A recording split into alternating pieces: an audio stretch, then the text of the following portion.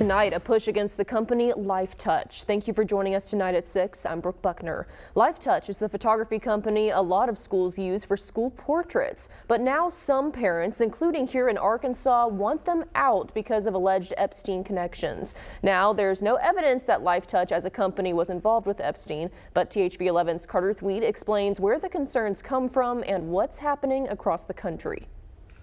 To me, if there's any financial ties to someone who's hurt children, then an investigation should take place. There are financial ties between Lifetouch, a company that takes school pictures, and the deceased pedophile Jeffrey Epstein, but only loose ones. Lifetouch is owned by parent company Shutterfly, which is under an investment firm formerly owned by Leon Black, an investor who appears in the Epstein files more than 8,000 times. For Cabot parent Hannah Kirkpatrick, it's unacceptable, and she started a Change.org petition to get the Cabot schools to stop using Lifetouch. Given that other schools are starting to sever their ties and the background, this is our children. They're in school, and we should do everything we can to keep them safe. Other Arkansas schools have severed ties, like Mount Ida and Horatio. Across the country, it's been happening too, prompting Lifetouch to issue a lengthy statement on their website. In it, they say that Lifetouch has never provided images to any third party, and nobody at that investment firm that owns their parent company ever had access to photos.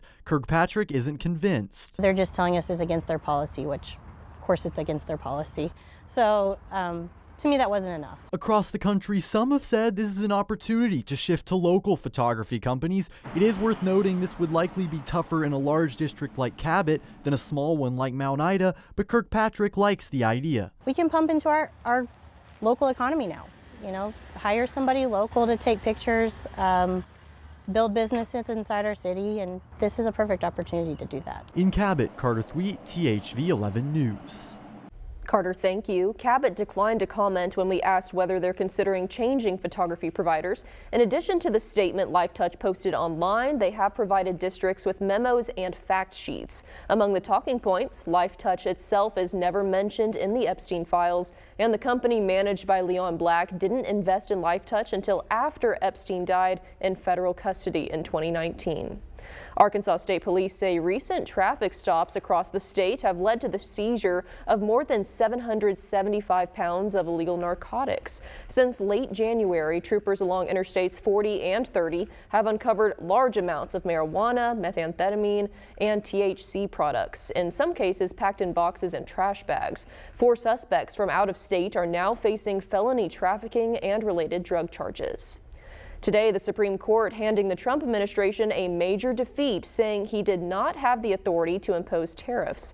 President Trump announcing alternative plans to keep his sweeping tariff policy in place, including a new executive order. A CBS News poll in December found most Americans, 63%, oppose tariffs on imported goods. The Supreme Court did not address whether or how companies who collectively paid billions in tariffs can get their money refunded. That's something UCA Associate Economics professor Jeremy Horpedal thinks will continue the uncertainty that he thinks has been weighing down the economy.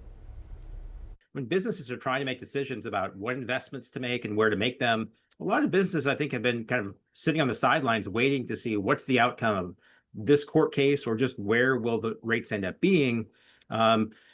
This maybe gave a little more certainty that, these current ones won't be in place.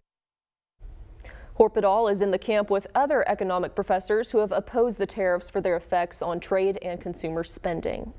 Wisconsin is set to pass expanded Medicaid for moms. If approved, that would leave Arkansas as the only state without it. The bill passed 95-1 in Wisconsin, and something similar has had support here in the natural state. Arkansas has one of the highest maternal mortality rates in the country. Lawmakers did pass significant maternal health care legislation last year. Governor Sarah Huckabee Sanders called for the maternal health package after opposing the postpartum extension, saying there are other coverage options. Well, it's almost spring, which means farmers market season is upon us. A great time of year to get out and support local businesses. There's a new one we want to tell you about, and it's coming to West Little Rock's Breckenridge Village Shopping Center. Almost 3 years ago, a tornado severely damaged that area, and since then, a lot of new businesses have set up shop, including the Root Cafe. The owner, Jack Sundell, who also serves on the market's advisory board, says this new farmers market is the next step to make this shopping center feel like a community. Really, we want this to be a local foods farmers market, and that's really the primary goal. And then alongside that, things like music, gardening workshops, cooking demos, kids activities, but things that really make it feel like a fun family outing that you can look forward to every week. It officially launches Saturday, April 18th, but before that happens, this Sunday, the Root at Breckenridge is hosting an event to raise money for the market. You can find all the details on our website, thv11.com.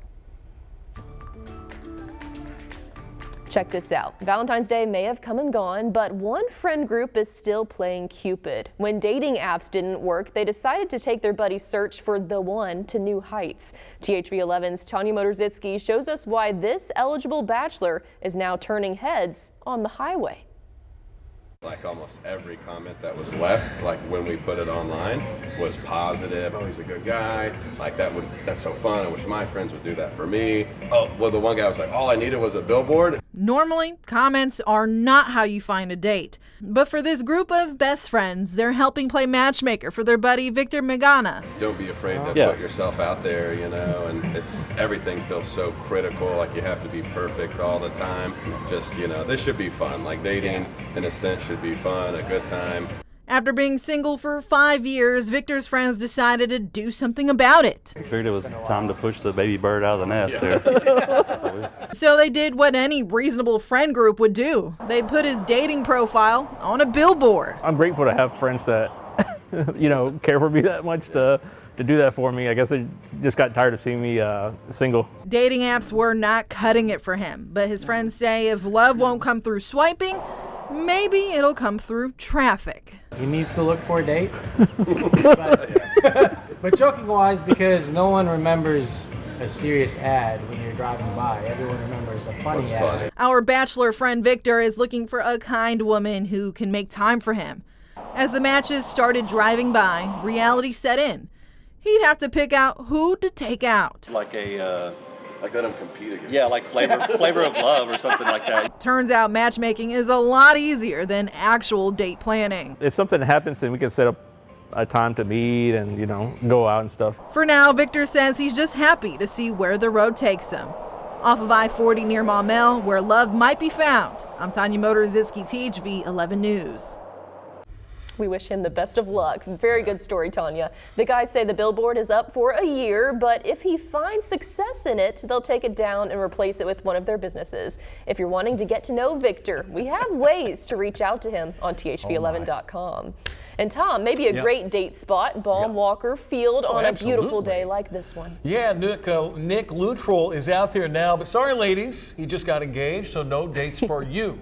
But he's there for the home opener for the Razor. I just totally blew this. Home opener for the Razorback baseball team, Nick.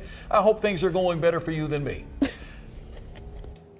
Tom, Brooke, it's going great out here outside of Baum Walker Stadium. 10,000 plus fans packed the stadium today for the Razorbacks' first home game of the season. That 10,000 plus was the most fans Arkansas has ever had in a home opening game, and they got the win against Xavier today, 5-2. It wasn't always pretty. They didn't hit as many home runs that they maybe wish they could to the Hog Pen fans, but Arkansas got the win, and it was a pretty win. Some pitching duels from Cole Gibbler and Gabe Gackle helped the Razorbacks get the win. We'll talk more about the big-time win for the Razorbacks and going forward, what it means for this weekend against the Musketeers. All that and more coming up next in sports, or coming up later in sports, I should say.